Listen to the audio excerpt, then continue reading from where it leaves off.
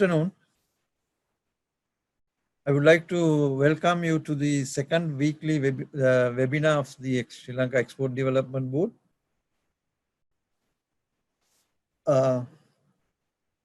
Today we have a non-conventional topic, but still I would say that it's a useful topic. Sport of business. The sport of business, lessons from the world of sports that can be applied to organizations. So to present this unconventional topic, we have two up-and-coming personalities from top exporting firms in Sri Lanka.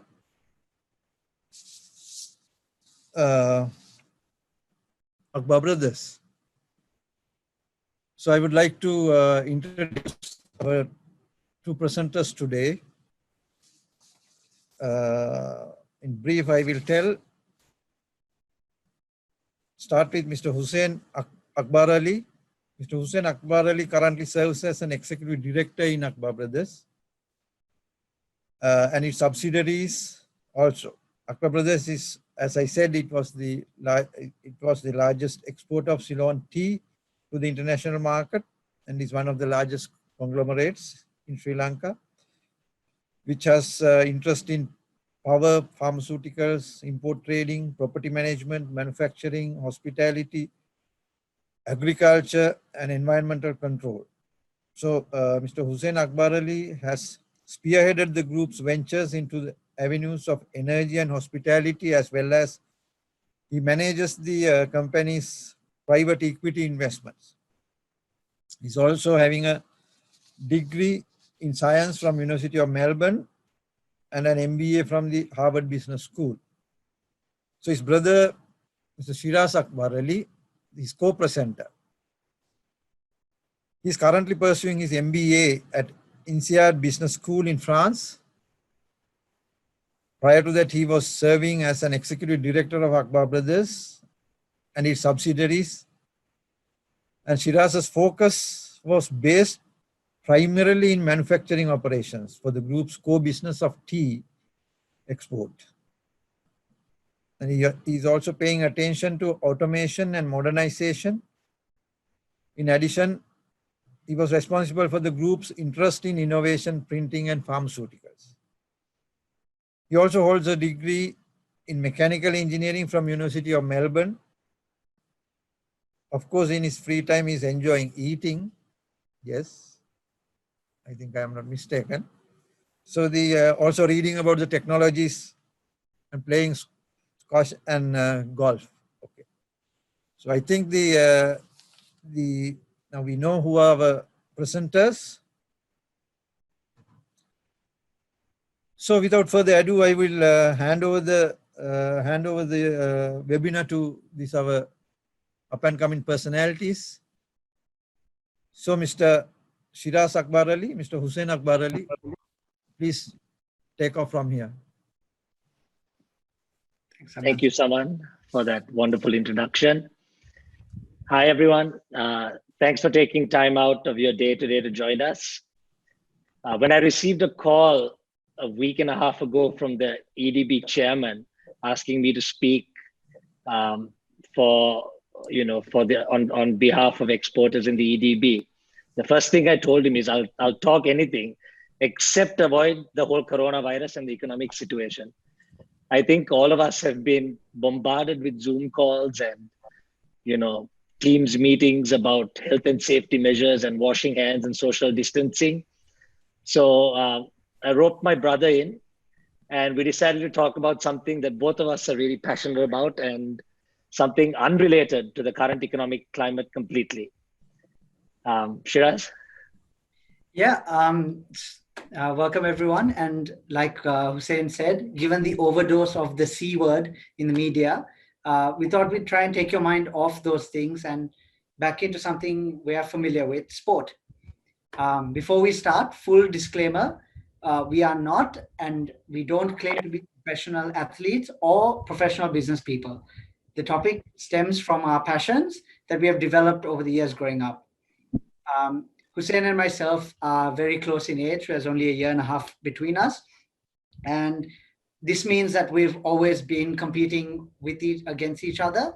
And on unfortunate occasions, we've had to team up and compete against other people as well.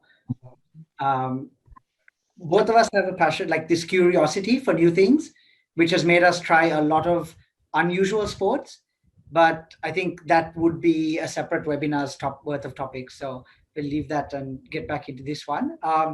Today's webinar is a mixed media one. So we'll have a lot of videos, and we'll try and, the purpose of today is we'll try and distill our key learnings from sports overall and apply these lessons into a business context.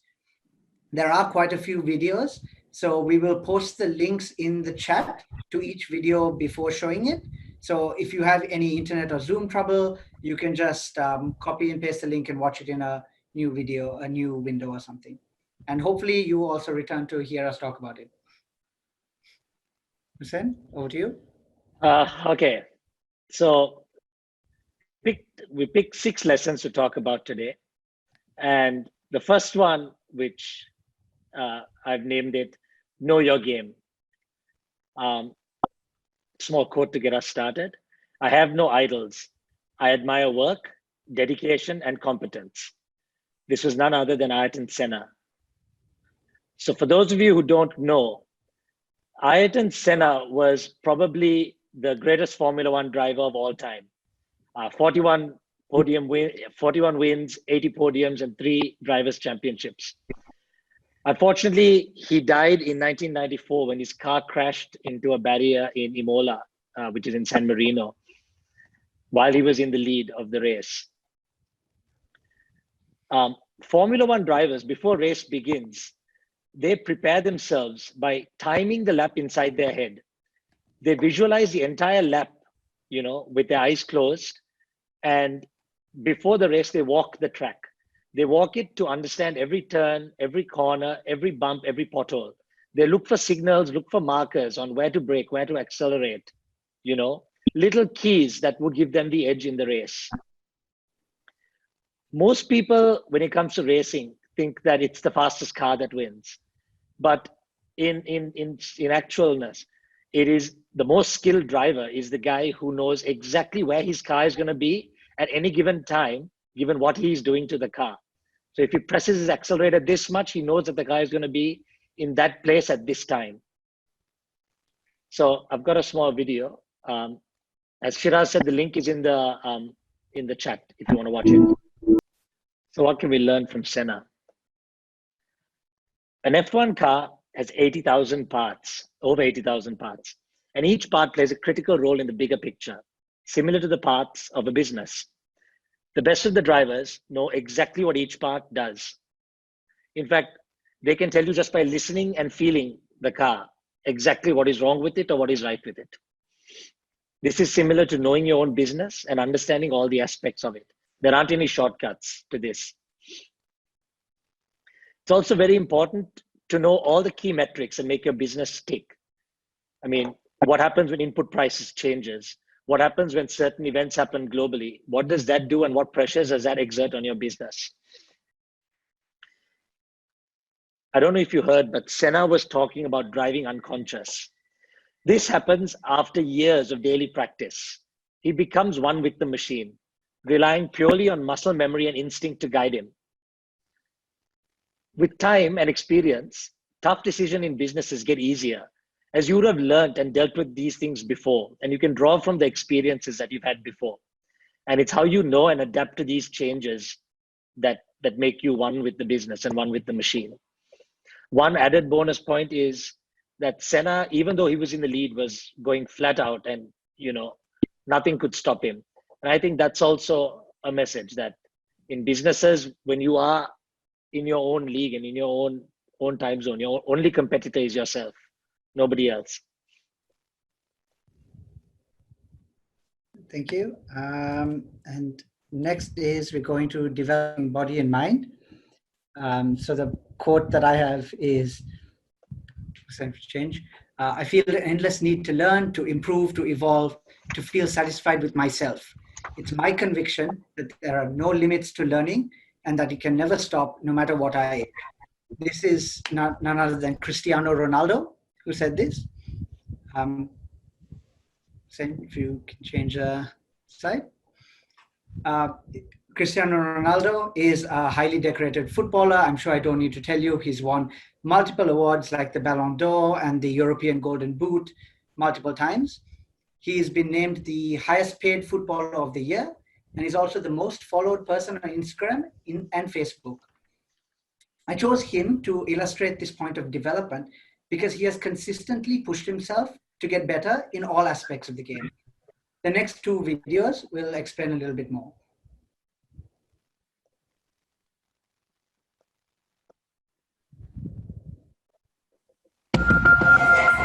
You have to work. I try to do it almost every day.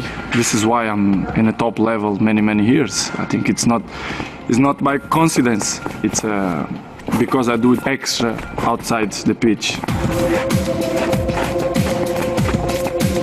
When I'm 12 years old, most of the people told me, Cristiano, you are a very good talent player, but you are very skinny, very slim. And I put it in my mind, the body we can improve.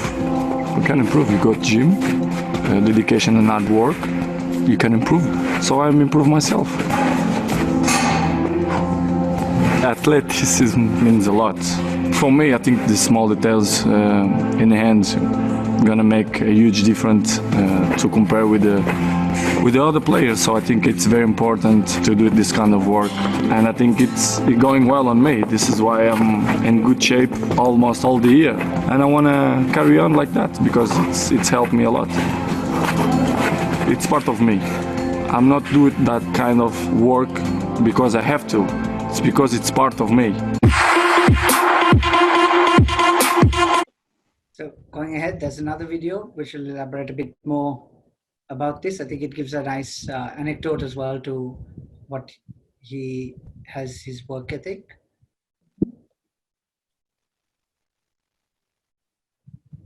Let's jump right into the mix, right? Because you spend a lot of time, hard work on improving your technique and your speed with the ball. But what is the key to get better at dribbling? I'm always say it's all package. You know, first of all, it's the talent helps a lot, of course. But of course, the ethic of work. You have to put in your mind ethic of work when you are professional. So since day one, when I start with a professional, let's say with 16, 17, 18, I'm always have ethic to be the best, to train hard, to listen to all the players, experienced players. And of course, my dreaming coming true. I was professional. I played in the best clubs in the world. I won the most important trophies. So I'm glad to be in this position, but of course this is not coming from the sky. I dedicate myself and I'm working hard, and this is why the goals and all the achievements that I get coming from dedication and hard work. Now, speaking of hard work, I read this story that back in the days you used to strap weights around your ankles when you did step overs to make it easier. Is it true? And why was it so important, the step over trick to you? Well, everything is important. Of course, is in the beginning when I was young, very young. Let's say that you did a lot. Yes, I did a lot and do extra trainings to improve my, my skills, the dribblings and everything. But I think you're working well because I'm what I am today is started from that moment that I did weights in my feet and jumping and do dribblings, and I take it off and I feel more faster. So it was funny, and I remember so good, and I'm happy to have this memory. What I did the last let's say 15 years. So it's good. It's good improvement. Thanks. So if you look at the video, you'll hear him say something I think is interesting. He says, talent helps, but alone it's not enough. So you have to focus on your physical and mental training to get to and to stay at a place of high performance. Remember that body and mind both work together. There's a great quote from Game of Thrones from Tyrion Lannister who says, a mind needs books like a sword needs a whetstone. But I think that no one needs a whetstone. This characterizes the attitude behind constant improvement. over the years, we see a trend echoing the information age that we live in. Work is becoming more cognitive, relational, and less physically demanding. So, like Ronaldo said, early training and development allows things to get easier in the future. And advice, recognize this for yourself or your employees, and it may make your life easier in the future as well. Today, there are many courses available online for free from the best universities or institutions in the world. My advice, pick one, jump into it. Even 15 minutes or half an hour a day can make a huge difference, I think. Me personally, over my MBA work, I'm doing a few random courses. Happy to answer questions on that later. At the moment, it's mainly Japanese, food technology, and Buddhism through its scriptures. There is a strong belief that in business, being both physically and mentally fit is essential to doing your best work. Studies of individuals who are successful in business have shown a common trend that each perform at least 30 minutes of cardiovascular exercise every day. Try and prioritize that in your day as a start. Another thing is, why do Roger Federer and Tiger Woods need coaches? Why do all these elite professional athletes have coaches? Tiger Woods has had 4, Roger Federer has had 7. In sports, the concept of coaching has been evident for over a century. Today, we're seeing a trend in business which echoes this as well. The power of a coach is actually in allowing you to see new things to improve on, to take yourself to the next level. How does this apply in business? There are career coaches online, and while that may work for you, I think the easiest and best solution is to find someone in an organization, preferably someone in your own, someone senior to you who has been through it, who you can ask to be your mentor. Ideally, someone qualified and that you aspire to emulate, and work with them in developing your career. Thanks. Okay. Teamwork. I'm sure everyone here has heard a lot about teamwork. A quote from here: a great player can win any game. A great team can win every game. None other than Michael Jordan. So the 1991 Chicago Bulls, just a side note, for those of you who haven't watched The Last Dance, it's exceptional. Please do. It's on Netflix. So Michael Jordan had been on the team of the Chicago Bulls for 6 years and still not won a championship. He was the single greatest player in the game, undisputed. But the opposition knew that. And at every important game, they put 2 or 3 defenders on him, and he was not given the chance to perform. He realized that if he was to win, he needed to change his approach to the game. Instead of only training himself, he spent the entire prior season uplifting the team, pushing his teammates nonstop and encouraging them. It all went out well in the end because they met the LA Lakers in the finals that year and managed to win, bringing them the first title in a trophy cupboard of 6 to be won later on. So a quick video on Jordan. The Chicago Bulls are known for having one of the greatest dynasties in sports history.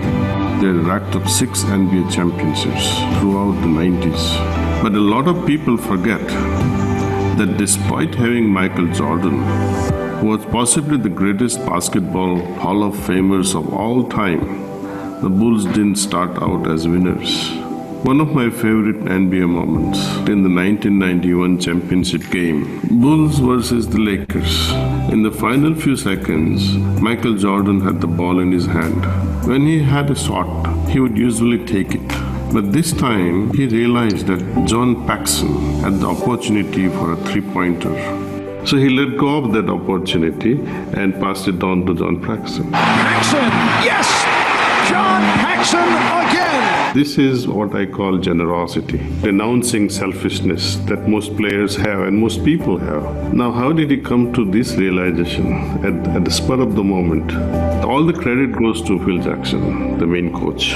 They were all great players, but they didn't know how to play as a team. It was when they came together with Phil Jackson that made all the difference. He taught them day in and day out how to meditate. He trained them. He made them see reality. He made them see how teamwork can be improved through meditation. Before Phil Jackson, well, you can see the record. There is a loser's trail there. See? When Phil Jackson came, the entire team approach and attitude changed. Because Phil Jackson is a Zen meditator. So the moment he came in and he tried out, okay, let me try with this team, let them meditate and see. Before each practice, they would meditate and then play. And 1991 was the year when they started the winning streak. Then he was with the LA Lakers, and then the winning streak starts with them too. Sometimes your expertise can make you very selfish and egoistic. Meditation helps you dissolve this egoistic approach, that arrogance throughout the. So just ignore the meditation part. I think that was a meditation heavy video, but a lot of interesting lessons that we can learn from this. So number one is lead your teammates.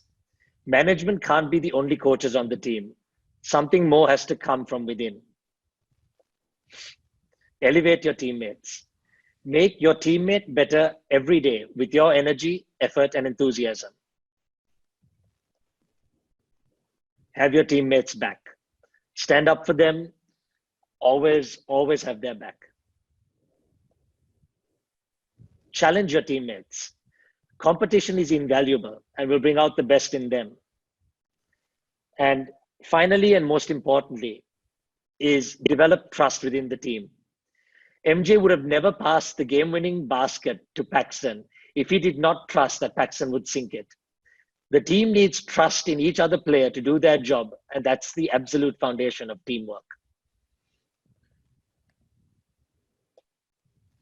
Thanks. And moving on, the next point is focus. So the quote I have is, I think when you compete every week, when you play under pressure daily, you find your rituals to be 100% focused on what you're doing. It's a powerful quote. It's by Rafael Nadal. So although I'm a Federer fan, I admire Nadal. He's the undisputed king of clay. He has won 19 Grand Slams, 2 Olympics, and he's still 33. He is actually an avid believer in routines and believes that they have the power to reset his focus and just concentrate on the point at hand. There's another quote from him. Some call it superstition, but it's not. If it was superstition, why would I keep doing the same thing over and over, whether I win or lose? It's a way of placing myself in a match, ordering my surroundings to match the order I seek in my head. So I think that gives you a good idea of it. And with the next video, I want you to try and count how many routines you can notice. So again, let me just run through while the video is loading. Just a few routines that I could notice that he does. Quite interesting. He has a freezing cold shower 45 minutes before every match. He wears both his socks at the same height. He carries 1 racket onto the court, but keeps 5 in his bag. Takes his jacket off while jumping, facing the audience. Then he jumps at the net during the coin toss. Okay, I've got it. Yeah. 1 second. Just got to share.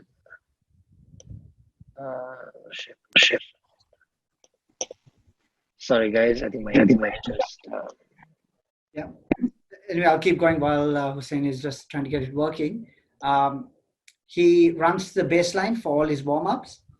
You'll see him place his hair behind his ears, fiddle with his shorts or underwear before each serve. He crosses the sideline with only his right foot and avoids stepping on it. He uses a towel after every single point. He sips his energy drink, then his water in that order of every time. Places his bottles in the exact same position straight after. Yeah, so there you saw it. apologies again if the video is not clear. You can check the links in the chat and watch it at your own leisure. So like I was saying, you see the power that the amount of routines that he has incorporated to keep his focus. So it's very easy. I've got one more on video. Hold on.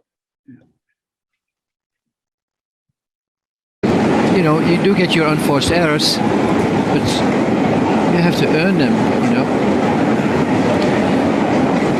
Look, it's so funny how he puts his bottles. Look at this, look at this. He's just meticulous about that. Huh? I don't think he even knows he's doing it anymore. He's done it for so long. It's like almost, he knows where he wants to put it, but I think it's not even, it's so subconscious. Let's see when he walks back. No, he's going to step on the line. No. So just going ahead, I think business, focusing on business, what are the lessons we can learn? It's very easy to get distracted by things we can't control. In most sports, the outcome of the whole game is actually out of our complete control. The only thing you can do as a player is focus on each point or each play at a time and give it your best for that. Whether you're 1 point from victory or 1 point from defeat, if you lose sight of the current shot, you're finished. So this focus is also necessary to, say, prevent yourself accidentally opening WhatsApp videos from some groups that send you videos you shouldn't open in public. It's just like staying on top of things and making sure you're focused. In the same way, in business, remember that you can prepare for some scenarios, but there are some things that are outside your influence of control. There'll be obstacles that arise. There can be regulation, competition, internal problems that arise. This is, I think, we promise we won't touch on it, but this is especially relevant today in the current circumstance with so much uncertainty. Businesses should really focus on what's in their control. Don't let bad outcomes from unexpected events distract you from the following of a good process. Take your learnings from the situation, focus on adapting yourself or your business to the new challenge. You can make good decisions for the time that you're in. Again, going on routines, I think they're great for channeling focus. These are a few possibilities I came up with. Open office hours for non-business related matters, town hall style meetings, which is quite common in the agile method of working, which will help you focus on the important tasks for that time. Use POYA days, I think, are underrated. We don't really utilize them for what they are. It's a once a month check-in. You can do it to track your personal goals or work on anything you want. It's a once a month built-in reminder, and it's a free day to work on whatever you need. I mentioned 3M's 15% rule and Google's 20%. These are actually bringing in routines to focus on creativity. So they keep this amount of every employee's time to focus on new products. So that's another way which focus could help. And routines can help the focus. Yep. Going on to innovation. Give me 1 second, I'll send the video.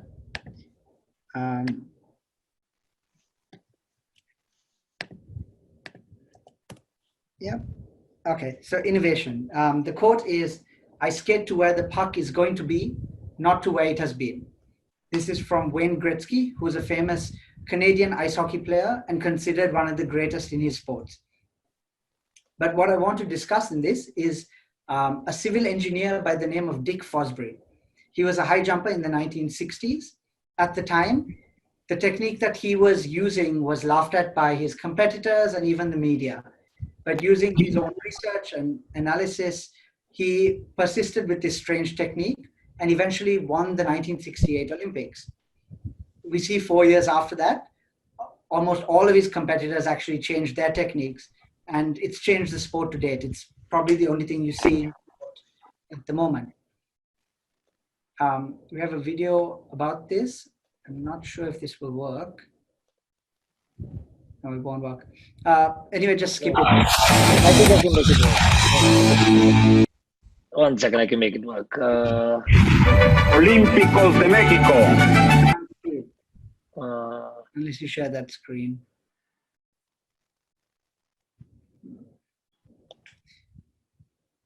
Anyway, so Hussain, if you want, we can skip it. Just go to the next slide. I've prepared. Yep, go to the next slide.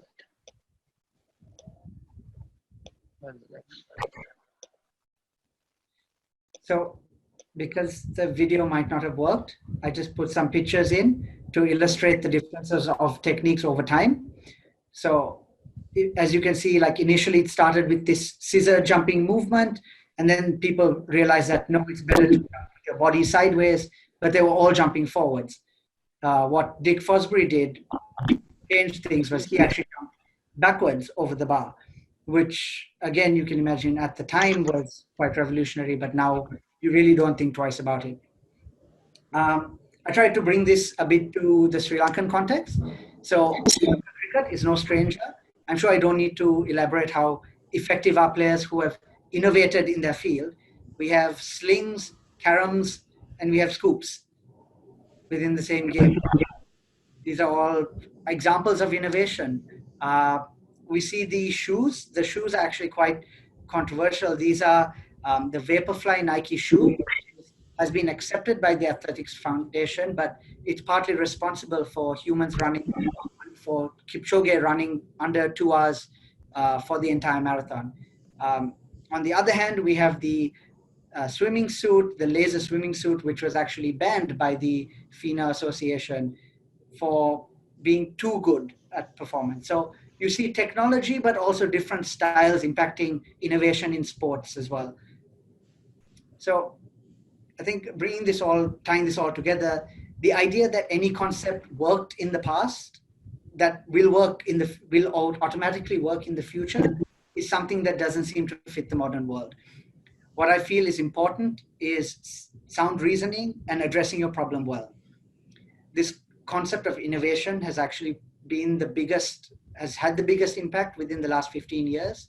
I think processing power, large data, and the internet have made huge disruptions to what used to be stable businesses. I don't need to give you a list. These 3 companies you see, Kodak, Nokia, and Yahoo, are just ones that I have seen personally being like seriously disrupted, and they used to be thought of as the most stable big businesses. So just over 10% of companies are innovative enough to survive at the top. You see the statistic here from Fortune 500 companies. It's quite scary. It means that all the others are just 90% of the companies are uncertain. These companies, the 60 that survive, if you like, are willing to innovate themselves out of their old business. So I think disruption doesn't discriminate, whether it's a small company or who it is or anything. This seems like it's a permanent change. I don't think this is going anywhere. And so my advice, I guess, is to be aware of it happening, try and be agile enough to adapt to the change. Modern times actually dictate that speed is probably the best feature or characteristic that your organization can have to survive. Again, stopping the disruptor will not stop the change. I also have a quote here. When the winds of change blow, some people build walls and others build windmills. I'm not necessarily saying either one is right. I think you have to choose whether you need a wall or you need a windmill. So take that into account, I guess. And yeah. All right. Sportsmanship. Good players inspire themselves. Great players inspire others. I don't know who came up with that quote. So we've got a video here.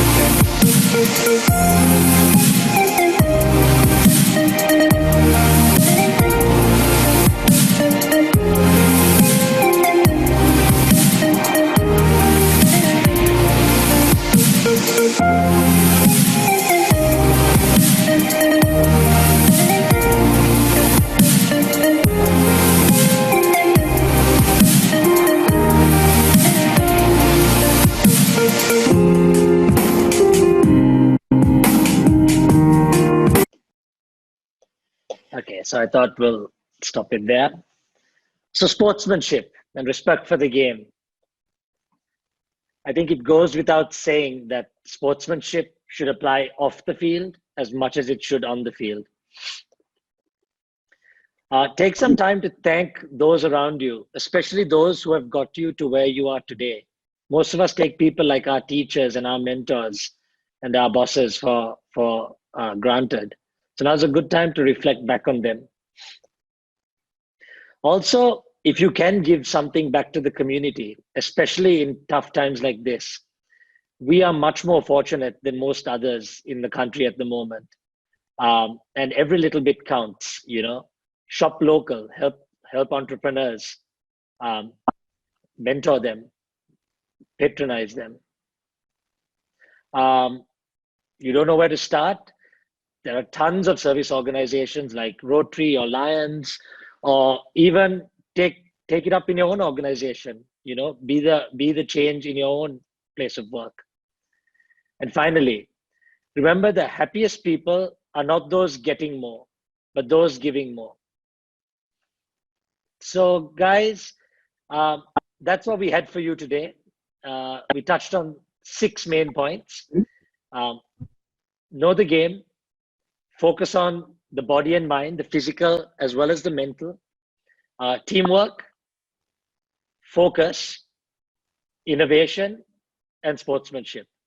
That's all we have for you. I hope all of you guys enjoyed this. Sorry if we bored you. Shiraz probably did that, not me. And yeah, any questions?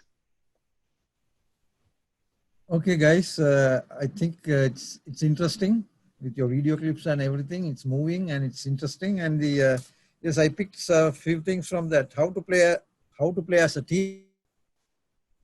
Believe in your teammates. Respect to your team members as well as the game. Innovation for survival. So it's interesting.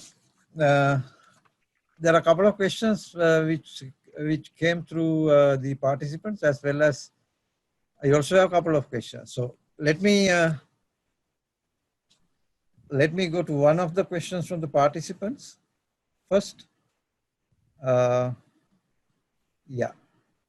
the Anuradha Jayasinghe, he wants to ask you. I'll just read out the question. Thank you for the presentation. What are the multiple challenges a company brand would face with growing online business platforms? So you have to connect with your presentation and to answer this question, if you like. So I can take this one. Yeah. So I think my brother touched on innovation, and I think in the past, online was a nice to have, was something seen as, you know, businesses that were doing well said, oh, we might have a nice little online business. But I think if anything, over the past 2 months have shown us how fast everything shifted online. It was the people that had their processes and systems in place to cater for the unprecedented online demand that really succeeded. And we saw this in some of our own businesses. We had, we had some small businesses that primarily did online deliveries, some groceries and stuff along home, and they were trudging along with, 10, 15 orders a day. But the minute people were forced and supermarkets were closed, and that became the only channel, it rapidly shifted everyone into that stage of thinking. So we went from 10 to 15 orders to over 800 orders a day. And if we didn't have the systems in place, we wouldn't have been able to cope. So I think the change was always there. It was changing slowly. It's circumstances in the world today that are making it change even faster. Okay. So I'll go to one of the questions which I have. That is the, now, when you go for a game, so you need to have the big picture of the game as well as your team and everything. So you need to have the big picture. So how do you apply this to the business? So how any team member in the business, you need to give the big picture. So any tips that you want to share with the participants? What kind of how do you deal with this from your top to bottom, you have to give the big picture of your business as a game. So how do you tackle that? I think I can take this one, Hussain. We touched on different points, right? We've touched on teamwork, which I think is the biggest point in this whole thing. Teamwork begins and ends with communication. I believe that's an integral part of the teamwork itself. And to do that, you also have to trust your team. So again, this may touch on other points like development. You have to make sure your team is up for the task, make sure that they are trained, that they are ready to be able to be given that sort of work. But again, when you're talking about information, if it's, let's say if you just want to keep everyone informed of what the vision is, it's very different. Like you just have to craft the message correctly and make sure everyone is working towards that. So teamwork will help in that. There's also, I mentioned some things like town hall meetings, which are routines in this agile business method, where you have daily meetings, which are very short, 5 to 10 minutes, and one longer weekly meeting. So these are sort of to keep instilling and making sure everyone is focused on the main core goal. So I think all of that helps translate it. And it helps if you have a catchy message, right? JFK said he wants to put a man on the moon, which gives everyone some sort of thing that they can believe in and work towards. So if it's convincing enough, people will believe it. Okay, thank you. And just a strange question came even before your presentation. Would you like to take it? Yeah, sure. Yeah. So it's a long question, but I will. I think you can read it on the screen. But I'll for the participants' benefit, I'll give the latter part of the question. The what can we learn from how to run an organization about how to persevere in fishing when others around us are succeeding, but we are struggling to hook one or reel one in? Thanks, Shamara. That's a very interesting question. I think there's a few things you can do to give yourself the best chance of succeeding. So again, the business analogy of that is doing your market research, finding out where the market is best. In fishing, I'd say find where there is the most fish, get a good spot, make sure you have the correct bait, get all your preparation done. And then when you're fishing, you are most likely to catch a fish. You're not guaranteed, but you've done all the work, right, that you possibly can to do it. And holding on and letting go, I think, is a different question, different aspect. But don't judge yourself with other people. Focus on what you're in control of. So if the fish can be hooked and you can get it, focus on that. Don't focus on what other people are catching. Okay, that's good answer. I have another question on the when you start a game. And you were talking about when this Formula One and all these things, they even go into the minute details of the track and the things like that. So the visualization is very much a tool in the business as well. So when it comes to visualization, how do you tackle this? Because the thing is in this world, so in this world you can visualize everything, even though you can visualize or you can study the track of the Formula One, but you will not be able to visualize everything which will come in your pathway of your business. So how do you tackle this? So the visualization, somewhere you have to have a compromise. So how do you tackle that when you compare with the sports and the business?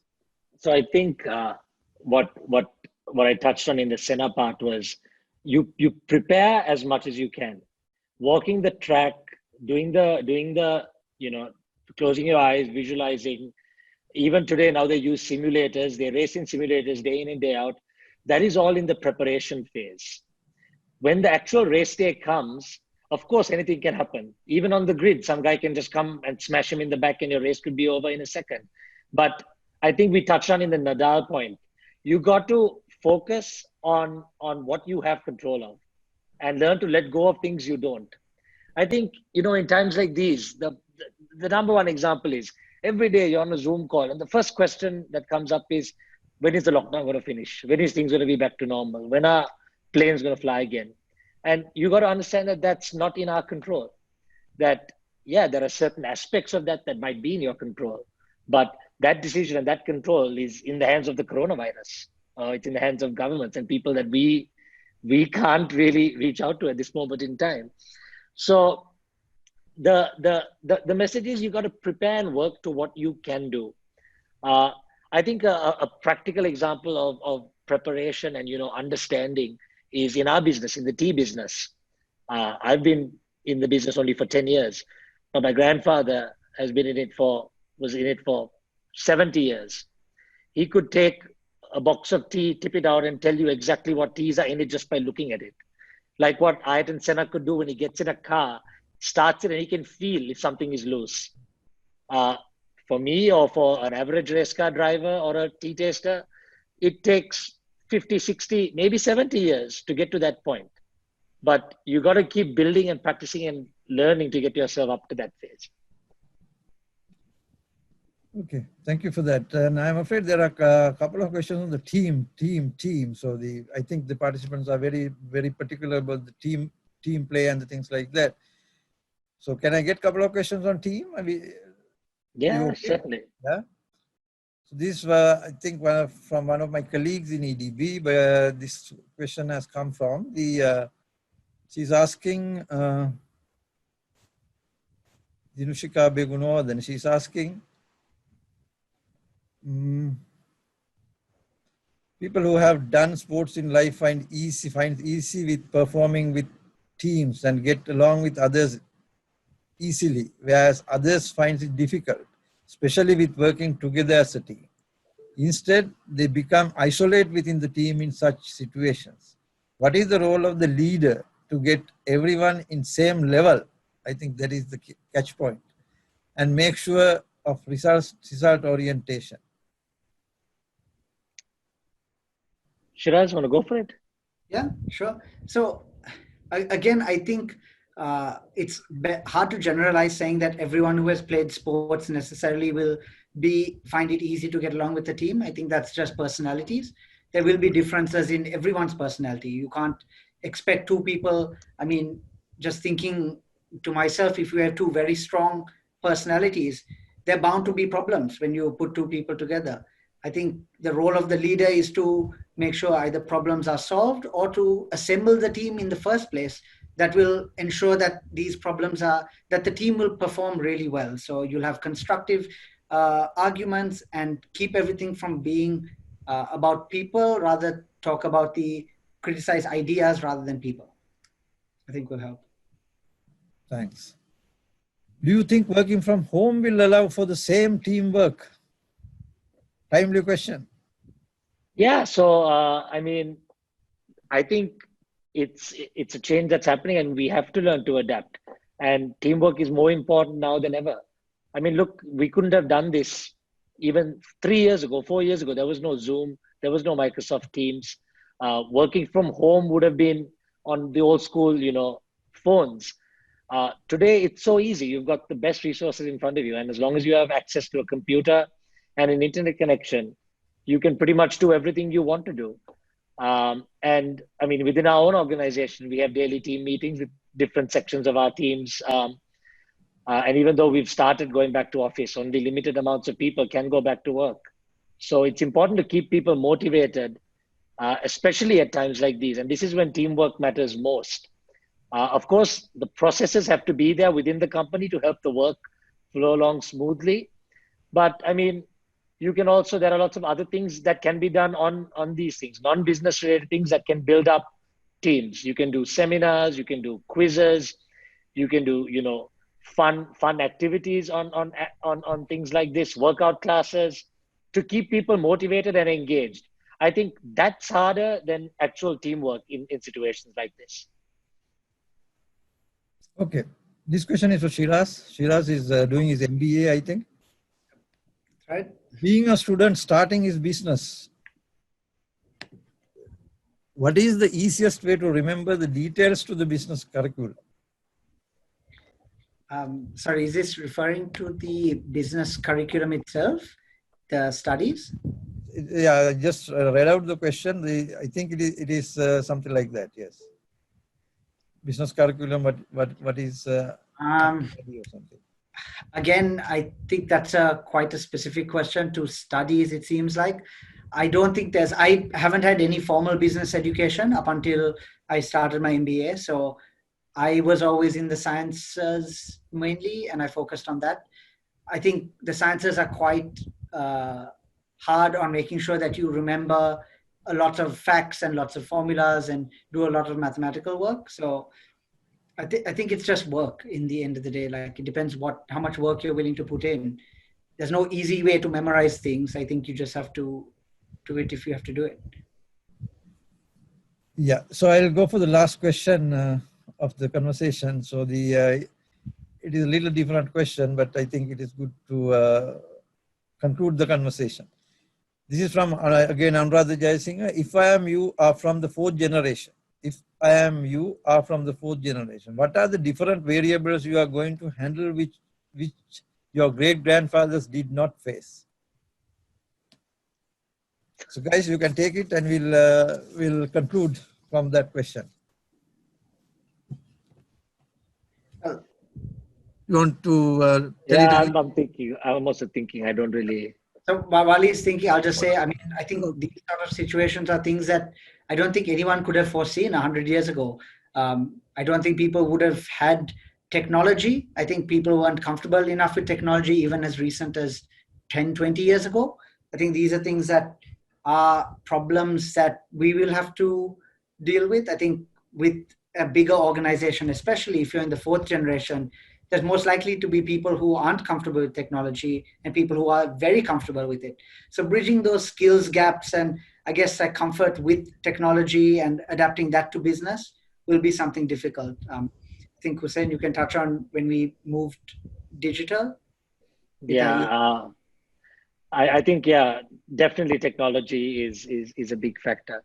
When we had to move from, manual systems to computerized ERP systems, definitely a lot of that flew above their heads. But I think in time, and if you're willing to learn, and I think a lot of our older generation is willing to learn, they adapted, and we are where we are today because of that.